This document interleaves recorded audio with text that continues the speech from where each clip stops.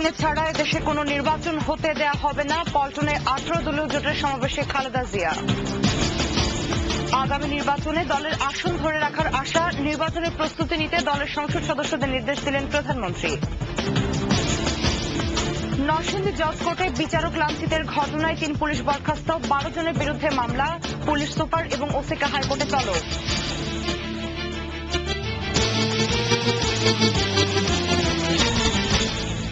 আসসালামু আলাইকুম, পারভিন মিতু প্রত্যেককে আমন্ত্রণ জানাচ্ছি রাত 9টার 21 সংবাদে। মিশন গ্রুপ, দেশ গড়ার অংশীদার। আবারও তত্ত্বাবধায়ক সরকারের অধীনে নির্বাচন দাবি করলেন বিরোধী দলের নেতা বিএনপি চেয়ারপারসন বেগম খালেদা জিয়া। নয়াপল্টনে দলের কার্যালয়ের সামনে 18 দলীয় জোটের সমাবেশে দেওয়া ভাষণে তিনি বলেন, তত্ত্বাবধায়ক সরকারের অধীনে ছাড়া এদেশে কোনো নির্বাচন হতে দেওয়া হবে না। এছাড়া বিরোধী নেতাকর্মীদের গুম, হত্যা, নির্যাতন, আইন শৃঙ্খলা পরিস্থিতির অবনতি, দ্রব্যমূল্যের ঊর্ধ্বগতি, শেয়ার বাজার লুট সহ সরকারের গণবিরোধী কর্মকাণ্ডের বিরুদ্ধে 17 জুন থেকে পর্যায়ক্রমে আন্দোলন কর্মসূচি চলবে বলেও ঘোষণা দেন খালেদা জিয়া। জসিম জুয়েলের সহায়তায় রিপোর্ট করছেন মঞ্জুরুল আলম পান্না। পূর্ব ঘোষিত এই গণসমাবেশও ছিল বাধা বিপত্তির। তারপরও সমাবেশ শুরু হওয়ার অনেক আগে থেকেই নয়াপল্টনের সমাবেশ স্থল এবং এর আশপাশ এলাকা হয়ে ওঠে লোকে লোকারণ্য। 18 দলীয় জোটের নেতাদের বক্তব্যের পর বিএনপির চেয়ারপারসন খালেদা জিয়া তার বক্তব্যে সরকারের বিরুদ্ধে বিভিন্ন অভিযোগ তুলে ধরেন। দেশে বিদ্যুৎ নাই, গ্যাস নাই, পানি নাই, মানুষ শুধু নাই নাই নাই। প্রতিটি নিত্য প্রয়োজনীয় জিনিসপত্রের দাম জনগণের ক্রয় ক্ষমতার বাইরে। মানুষ আজকে 2 বেলা পেট ভরে খেতে পায় না। এখন কোন প্রতিষ্ঠান বাকি নাই যেখানে আপনারা ধ্বংস করেন না, দলীয়করণ করেন না, দেশের অর্থনীতি ধ্বংস করেছেন। এই সরকার 2টো জিনিসকে টার্গেট করেছে, এক হলো বিরোধী দল, আর একটি হলো এই সাংবাদিক ভাইরা। তিনি বলেন, জনতার রায়ের স্বচ্ছ প্রতিফলনের জন্যই তত্ত্বাবধায়ক সরকারের অধীনে নির্বাচন ছাড়া আর কোনো বিকল্প নেই। প্রধানমন্ত্রীকে বলব, নিজের জনপ্রিয়তা, দলের জনপ্রিয়তা, জোটের জনপ্রিয়তা যাচাই করার জন্য আসুন। লেভেল প্লেইং ফিল্ড হতে হবে, সমানে সমান হতে হবে। আপনারা আমরা লড়াই করব, দেখব ইনশাআল্লাহ জনগণ তাদের পক্ষে। দলীয় সরকারের অধীনে কোনো নির্বাচন হবে না। এদেশে নির্বাচন হবে নির্দলীয় নিরপেক্ষ সরকারের অধীনে নির্বাচন হবে ইনশাআল্লাহ। বক্তব্য শেষে তিনি সরকারের বিরুদ্ধে হুঁশিয়ারি উচ্চারণ করে ঘোষণা করেন আন্দোলনের পরবর্তী কর্মসূচি। পবিত্র রমজান ও ঈদকে সামনে রেখে জনস্বার্থ, আমরা আওয়ামী লীগের মতো নয়, জনগণের স্বার্থের কথা চিন্তা করি। জনস্বার্থকে বিবেচনায় নিয়ে আমরা তাই আপাতত যে কর্মসূচি ঘোষণা করছি, গণবিরোধী বাছাইয়ের বিরুদ্ধে আগামী 24 জুন রবিবার সারা দেশে সকাল সকল মহানগর ও জেলা সদরের সমাবেশ ও বিক্ষোভ। আগামী ঈদের পর হরতাল, অবরোধ, অবস্থান, ধর্মঘট অন্যান্য সকল কঠোর কর্মসূচি দিতে আমরা। খালেদা জিয়া বলেন, দেশের স্বার্থে কৃষক, শ্রমিক, ছাত্র, শিক্ষক সহ সব পেশাজীবী মানুষকে 18 দলীয় জোটের আন্দোলনে ঐক্যবদ্ধ হতে হবে। জসিম জুয়েল, 21 টেলিভিশন, ঢাকা।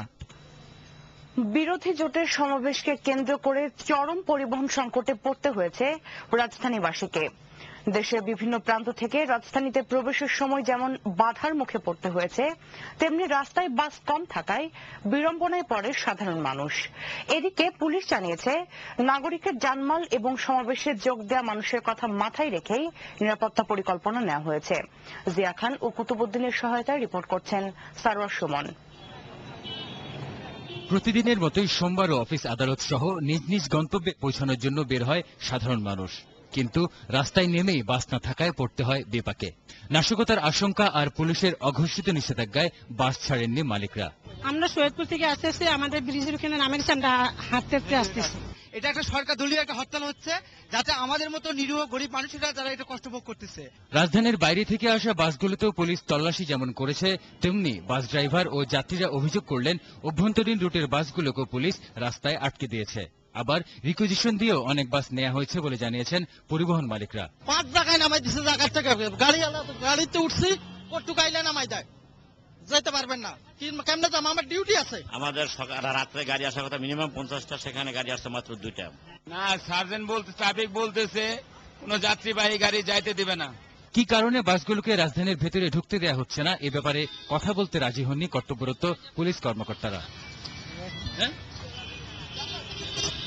তবে ডিএমপির মুখপাত্র জানিয়েছেন, জনগণের সার্বিক নিরাপত্তা নিশ্চিত করতে নেওয়া হয়েছে নিরাপত্তা পরিকল্পনা। গণসমাবেশকে কেন্দ্র করে আমরা দুটো কারণে নিরাপত্তা ব্যবস্থা নিয়েছি। একটা হলো ঢাকা মহানগরের সম্মানিত নাগরিক বৃন্দের নিরাপত্তা এবং তাদের জানমালের নিরাপত্তা প্রদান, পাশাপাশি যারা সমাবেশে আসবেন সমাবেশে তাদের নিরাপত্তা প্রদান। এদিকে রাজধানীর যাত্রাবাড়ির মীর হাজারীবাগ এলাকার একটি বাড়ির কার্নিশ থেকে 28টি পেট্রোল বোমা উদ্ধার করেছে ডিবি পুলিশ। ডিবি পুলিশের ধারণা, বিএনপির সমাবেশকে ঘিরে নাশকতা সৃষ্টির জন্যই এই পেট্রোল বোমাগুলো আনা হতে পারে। সারওয়ার সুমন, 21 টেলিভিশন, ঢাকা। বিরোধী দলের দাবি অসাংবিধানিক, এটা বুঝতে পেরেই কঠোর কর্মসূচি থেকে সরে এসেছেন খালেদা জিয়া। এমন মন্তব্য করেছেন আওয়ামী লীগের যুগ্ম সাধারণ সম্পাদক মাহবুবুল আলম হানিফ। তিনি বলেন, আওয়ামী লীগ সংবিধান বিরোধী কোনো আলোচনায় যাবে না। মিরাজ মিজুর রিপোর্ট। আওয়ামী লীগ সভানেত্রীর ধানমন্ডি রাজনৈতিক কার্যালয়ে বিরোধী দলের নেতা খালেদা জিয়ার বক্তব্যের প্রতিক্রিয়ায় মাহবুবুল আলম হানিফ বলেন, অসাংবিধানিক কোনো আলোচনাতেই যাবে না আওয়ামী লীগ। এ সময় তিনি বলেন, বিএনপির আমলেই দেশে সবচেয়ে বেশি দুর্নীতি হয়েছে। তত্ত্বাবধায়ক সরকারের মতো অসাংবিধানিক কোনো দাবি বর্তমান সরকার কখনো মেনে নেবে না এবং এটা মেনে নেওয়ার কোনো যুক্তিযুক্ত কারণ নেই। যার 2 পুত্র দুর্নীতির জন্য, বিদেশে অর্থ পাচারের জন্য দেশে এবং বিদেশে মামলায় অভিযুক্ত, যার বিরুদ্ধে মার্কিন ফেডারেল থেকে FBI থেকে এসে সাক্ষ্য দিয়ে গেছে তথ্য প্রমাণ সহ, এবং যিনি 185 ব্যাগ, যেটা কোন রকম চেক না করেই সৌদিতে নিয়ে রেখে এসেছিলেন এবং যেটা অনেকে এই জাতি বিশ্বাস করে যে ওর মধ্যে অর্থ পাচার করা হয়েছিল, সেই নীতির মুখে অন্য বিরুদ্ধে এই ধরনের অভিযোগগুলো মানায়। বিরোধী দলের আলটিমেটামের হুমকি আর কঠোর কর্মসূচি থেকে সরে শান্তিপূর্ণ কর্মসূচি দেয় হানিফ বলেন, বাস্তবতার পরিপ্রেক্ষিতে তত্ত্বাবধায়ক সরকারের দাবি অসাংবিধানিক। বিরোধী দলের নেত্রী বেগম খালেদা বাস্তবতা উপলব্ধি করতে পেরেই ওনার কঠোর কর্মসূচি থেকে রণভঙ্গ দিয়ে এখন উনি 3 মাসের আবার নতুন কর্মসূচি দিচ্ছেন। তবে আলোচনার পথ এখনো রুদ্ধ হয়ে যায়নি। অবাধ সুষ্ঠু নির্বাচনের জন্য যে কোনো সময়ের জাতীয় সংসদেই আলোচনা হতে পারে। বিরোধী দলকে সংসদে আসার আহ্বানও জানান দলের এই যুগ্ম সাধারণ সম্পাদক। মিরাজ মিজু, 21 টেলিভিশন, ঢাকা। আগামী নির্বাচনের কথা মাথায় রেখে এলাকার উন্নয়ন কর্মকাণ্ড সফল করতে নিজ দলের সংসদ সদস্যদের তৎপর হওয়ার নির্দেশ দিয়েছেন প্রধানমন্ত্রী শেখ হাসিনা। আগামী নির্বাচনে আওয়ামী লীগ তাদের আসন ধরে রাখবে বলেও দলের সংসদীয় বৈঠকে আশা করা হয়। জাতীয় সংসদ ভবনে ওই বৈঠকে তিনি প্রস্তাবিত বাজেটের বিষয়গুলো ভালোভাবে বিশ্লেষণ করে মতামত দেওয়ার আহ্বান জানান। বৈঠকে প্রধানমন্ত্রী বলেন, এ সরকারের আমলে 3000 মেগাওয়াট অতিরিক্ত বিদ্যুৎ উৎপাদন করলেও 20 লাখ নতুন গ্রাহক সৃষ্টি হয়, চাহিদা বেড়েছে। তবে সরকারের মেয়াদে বিদ্যুৎ সমস্যা সহনীয় পর্যায়ে চলে আসার বিষয়ে আশা করা হয়। শেয়ার বাজারকে দুষ্ট বাজার বলে উল্লেখ করেছেন অর্থমন্ত্রী আবুল মাল আব্দুল মুহিত। 2011-2012 অর্থ বছরের সম্পূরক বাজেটের উপরে সমাপনী বক্তব্যে তিনি এ মন্তব্য করেন। অর্থমন্ত্রী বলেন, শেয়ার বাজার ঠিক করতে একাধিক পদক্ষেপ নেওয়া হয়েছে, তবে এর সমাধানের জন্য মৌলিক পরিবর্তন দরকার। আগামী ডিসেম্বরে সেটা দেখতে পারবে সবাই। অর্থমন্ত্রী বলেন, পাওয়ার রেন্টালে বিদ্যুৎ সরবরাহ করা ছাড়া অর্থনৈতিক উন্নয়ন সম্ভব হতো না। আগামী বছরে আরো 5000 মেগাওয়াট বিদ্যুৎ উৎপাদন হবে বলে জানান অর্থমন্ত্রী।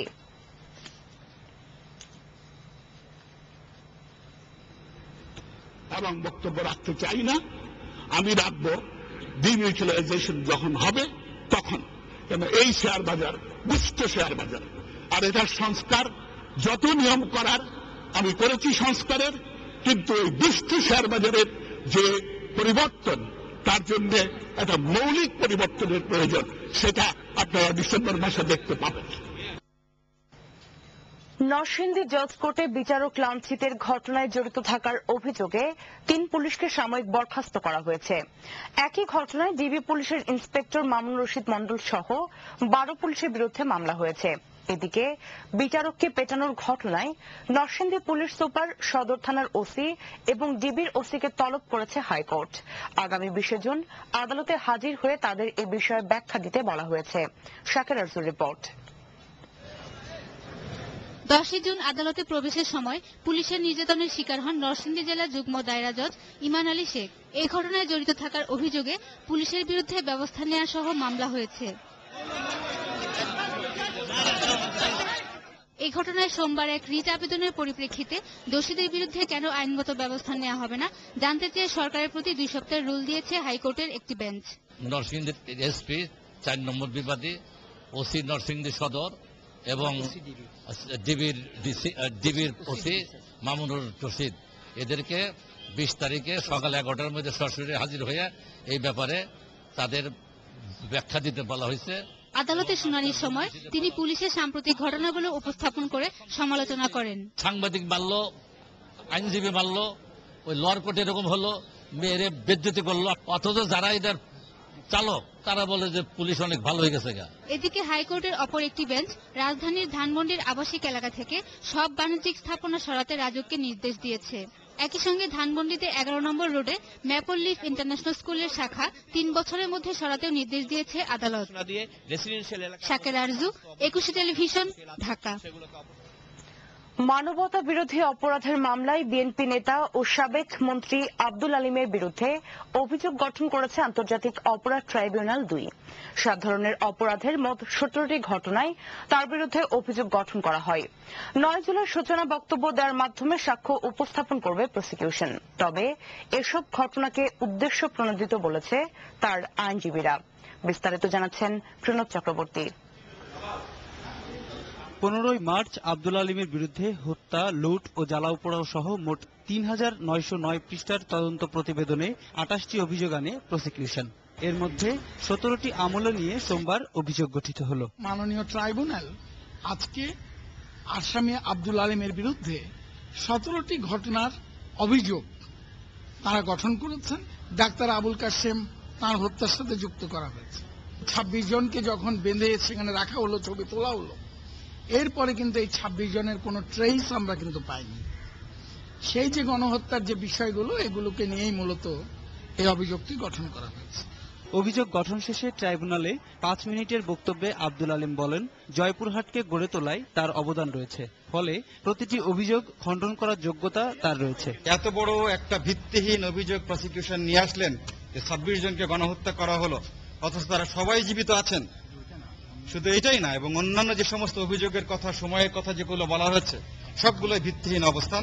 এ নিয়ে যুদ্ধাপরাধের বিচারে গঠিত 2টি ট্রাইব্যুনালে মোট 8 জনের মধ্যে 7 জনের বিরুদ্ধে অভিযোগ গঠিত হল। অন্যদিকে দেলোয়ার হোসেন সাইদির 15 সাক্ষীর জবানবন্দির বিষয়ে 2 পক্ষের শুনানি শেষ হয়েছে। যে কোনো দিন এ বিষয়ে আদেশ দেবে tribunal 1। Pranab Chakraborty, 21 television, Dhaka.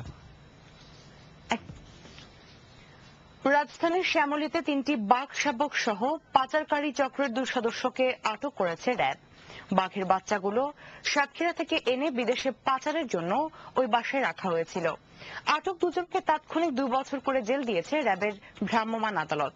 কুতুবুদ্দিনের report. সকালে শ্যামলীর 2 নম্বর রোডের 12 নম্বর বাসায় অভিযান চালিয়ে 3টি বাঘ শাবক উদ্ধার করে র্যাব। পাচারকারী চক্রের 2 সদস্য জাকির ও তার মাকে আটক করা হয়। বাঘ শাবকগুলোর বাজার মূল্য প্রায় 1 কোটি টাকা।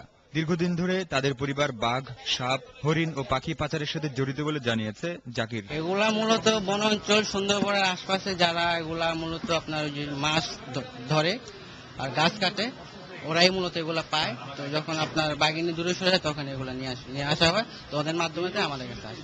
তবে লালন পালন করতেই এসব বন্যপ্রাণী তাদের বাসায় নিয়ে আসা হতো বলে ধারণা ছিল এলাকাবাসীর। আগেতে এলাকাবাসী জানে যে বড় পশু পাখি পালে আর কি এরকম, কিন্তু বাঘ পালে এগুলো পালে এটা কেউ জানতো না। র্যাবের নির্বাহী ম্যাজিস্ট্রেট তাৎক্ষণিকভাবে 2 জনকে 2 বছর করে কারাদণ্ড দেয়। অবশ্য অভিযানের খবর পেয়ে জাকিরের ভাই শাকিল ও বাবা কাদের মোল্লা পালিয়ে যায়।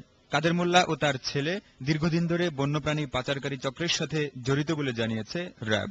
ধারণা করা হচ্ছে তারা বিভিন্ন ধরনের পশু পাখি এবং এই যে বন্য যে জন্তুগুলো আছে, সাপ থেকে আরম্ভ করে অন্যান্য জিনিস তারা পাচার করে আসছে দীর্ঘদিন যাবত, তাদের সাথে হয়তো অন্যান্য আন্তর্জাতিক যে পাচারকারী চক্র তাদের সাথে সংশ্লিষ্ট থাকতে পারে, সেটা আমরা তদন্ত করে বের করে নিয়ে আসবো। আমরা এখানে যাকে এখানে স্পটে পেয়েছি তাকে হয়তো আমরা মোবাইল কোর্টের মাধ্যমে আমরা জরিমানা এবং তার জেল আমরা দিতে পারি। পলাতক দুজন পাচারকারীকে আটক করলে আন্তর্জাতিক অপরাধী চক্রের সন্ধানও পাওয়া যাবে বলে মনে করছে র্যাব। পশুর যারা পাচারকারী তাদের ব্যাপারে আমাদের বিশেষ নজর রয়েছে। Qutubuddin, 21 television, Dhaka. Modern diagnostic centre, আন্তর্জাতিক সংবাদ।